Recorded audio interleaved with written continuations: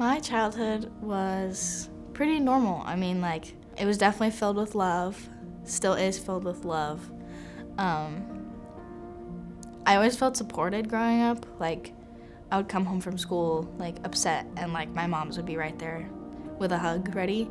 So it was just like any other, stereotypical childhood, just the only difference was it was two moms instead of a mom and a dad.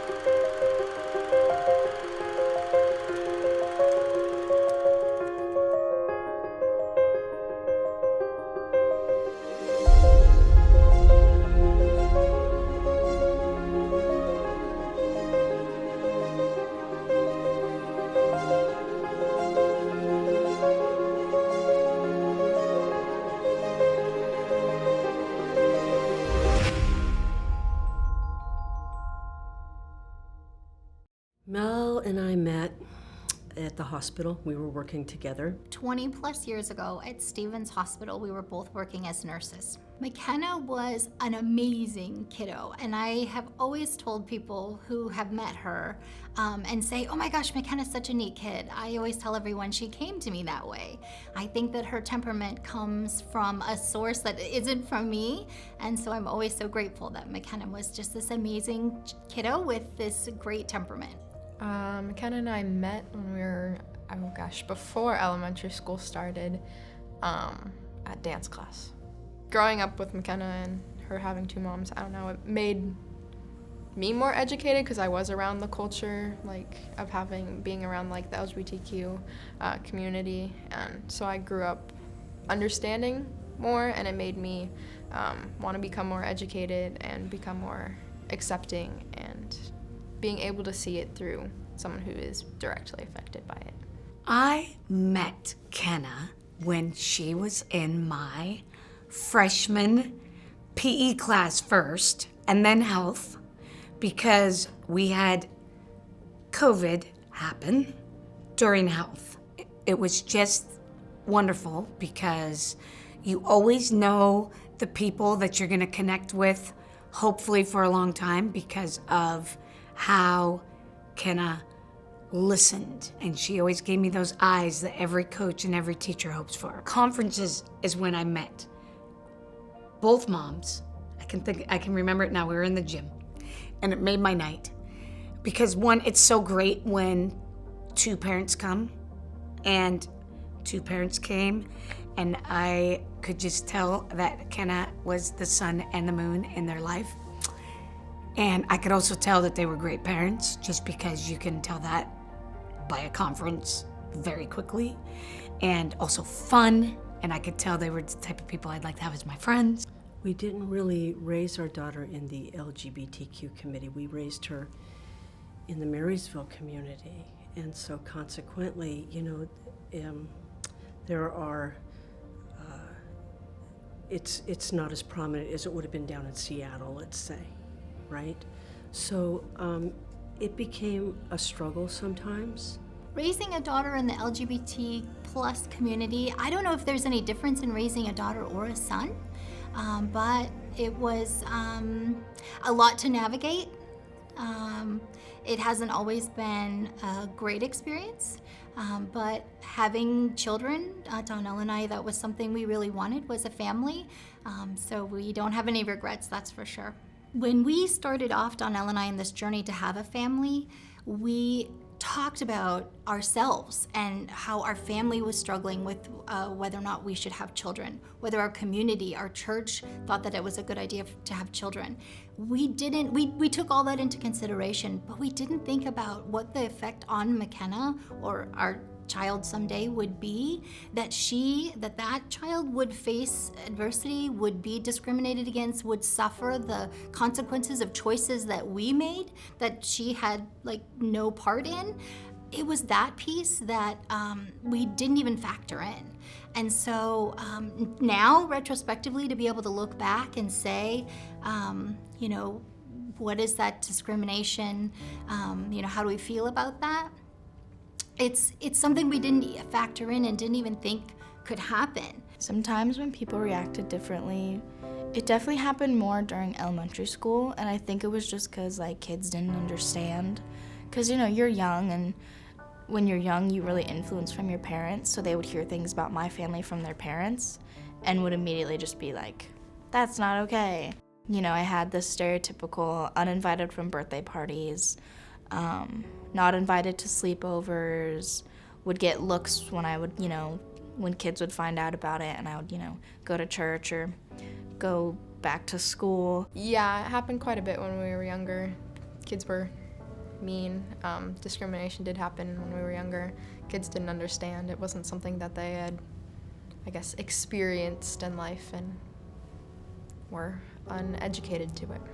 One of the first times she told us about the bullying was when one of the staff members at one of her schools told her that she probably shouldn't talk about her family because of how other kids would react.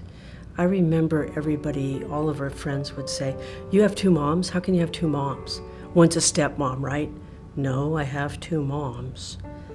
"No, one's a stepmom." And as much as she tried to explain, as much as she tried to enlighten them, it just never got through. And then, of course, there were kids who would say ugly things. And, it's heartbreaking when you can't be there to stand up for your kid. But she was also so strong and defiant in her way that she was able to stand up for herself a lot of the times. I think that anytime a parent hears that their child is struggling, I think those are really tough conversations. As parents, you always want to protect your children, and this was something that was really hard, bullying for something that she didn't choose and that she was just born into. That's something really hard to overcome, and a hard thing for our family to really work through. That was a challenge. I remember we met this couple in church, and they had this daughter, and she was just so beautiful. And even these two people on the outside were these nice people, or at least that's what we assumed, right? They were very caring, and they seemed to be very kind. Well, I remember McKenna would always ask for a sleepover. Can we have a sleepover? Can we have a sleepover? And so Mommy and I Mel and I would always say yes, but her parents would always kind of push it off or say, not right now, we can't do that right now. Well, one day they said, let's have this come to Jesus meeting, or however they framed it, I can't remember. And I think that this was probably one of the first times that Melanie was ever just looked in the face with discrimination, and I remember this, he said, "We can't have Ryan spend the night at your house because we don't agree with your lifestyle." What? What do you mean my lifestyle? This is just my life. It's not a style in any way. We're a family. We can't have you guys sleeping in the same room with our child there. Are you kidding me? I don't understand what you think we're doing. It's just, she just wants to have a sleepover with her friend. Why can't you agree to that? I mean, I had parents come up at school when their kids would pass out birthday invitations, and they would rip it out of my hand because they just didn't want me invited. They wanted everyone else invited, but they didn't want me invited. Or like at church, we had this girl that I would always hang out with at church, and we hung out, during the day or on the weekends, but she was having a sleepover with some other girls from church as well. And her parents, when I went over, her parents had a conversation with my parents, and they were like, we don't want her at our sleepover. And so to get in the car and see both my parents crying, which they never, they didn't really cry that often, and so to get in the car and have them just sobbing, I was like, what's going on? I mean, as a little kid, I was scared, obviously. And so I was like, what's going on?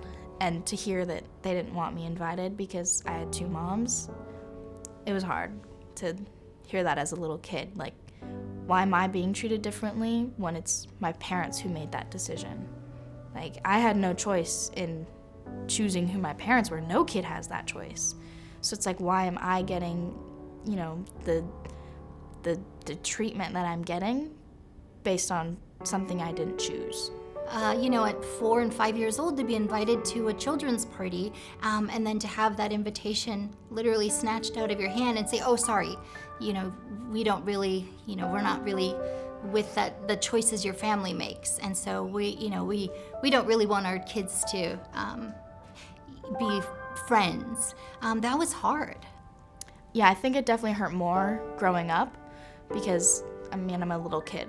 How much hate can a little kid take? I think now it's definitely gotten much better. I think I can just let it roll off my back. But I think growing up, it definitely, like, I would come home crying. I would miss days of school. I wouldn't want to go to school. School was a tough place for me to go when I was younger. I did not like school at all, which sucked because I enjoyed the aspects of school. I loved learning. I loved, you know, my teachers. I loved all that. But it was just the kids that just would make it miserable. Our friends and our family were very supportive, so we didn't experience a whole lot of that. And as a matter of fact, they were just jubilant. You know, we told them that we were going to have a baby, and I wanted her to have a good male presence in her family. Her grandfather was huge, and I exposed her to men that I thought had that quality. So that's the only big change or big criticism, if you will. I just really wanted her to have that influence. And I think that Mel did too. I think, and her father was that for her. So in turn, McKenna's grandfather was that figure for her. Is there a point where I thought things were like turning around or getting better? Maybe as society itself kind of grew and evolved, the more there was acceptance in our community, within our family, within our church family, that probably made life easier. The more McKenna grew and was mature and could handle situations a little bit better, I think all of that contributed. I think that there was probably more acceptance in the community when Barack Obama was in office. I think that his administration just brought to light and brought a lot of acceptance and tolerance into the world, and there wasn't so much divisiveness and so much hatred and so much condemnation for just being who you are. You know, people can't live like that. It's stifling, and not only that, it's wrong on all levels. I think that there are times where McKenna still experiences hate, discrimination, intolerance on the day-to-day when classmates, young people who don't have a sense of what the real world is like, only their immediate world, and that those filters that either other kids put on or their parents give them. So I think that she will always experience that discrimination or that hate when she grows up. I think I got here because of my parents. I don't think I would be where I am today without them. I think that they've definitely helped get me to where I am today. I don't think I would be as, like, outgoing and brave today if it wasn't for them. I think I definitely would have been more, you know, in my little shell and not wanting to do anything. So I think thanks to them, I'm more out there and, you know, wanting to do more things. When you meet her, whether it was 2019, when I first met her, came across as someone who didn't have major challenges because of this calm, confident strength. But as we know, people have a game face. Kenna has an amazing game face.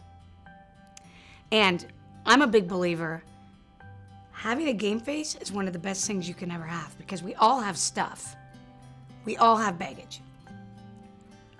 But now, what's cool is, Kenna is now in 2023 as someone who has this superpower who, and I'm not talking about fake it till you make it is what it is necessarily a good thing, but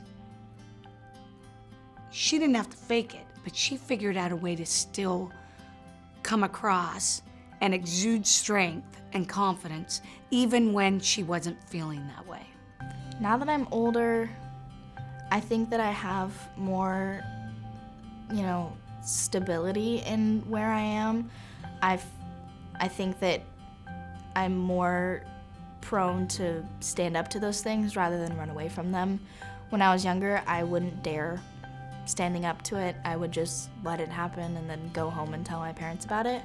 I think now I'm definitely in the moment, I will say something. Like if somebody says something hurtful, not even to me, but to just other people, I'll say something about it because it's not okay to say that. McKenna is so strong. She is just so strong in herself, in her own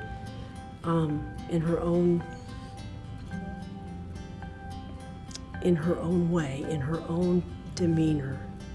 She knows who she is, and she is dang proud of it, and I'm proud of it. Well, that's where I think the strength is evident. I mean, she has major kind of power. And from being a freshman, it's rare to have that kind of power just because of your age. But she had this calm confidence, which really stood out and made Kenna stand out over others, because 9th grade year is very awkward for many. But now there is a I am Kenna, hear me roar vibration that is gonna get Kenna places and spaces. And hopefully people around her are taking notes of that, because that is that's a superpower. And we gotta make sure that we pay attention to these superpowers because they can launch us into awesome spots. Family is a family. It doesn't matter if it's two moms or if it's two dads or if it's your grandma or an uncle or just a lady who's raising you. It's just, a family is family. And that can be any adult that's in your life that's caring for you. So we are family.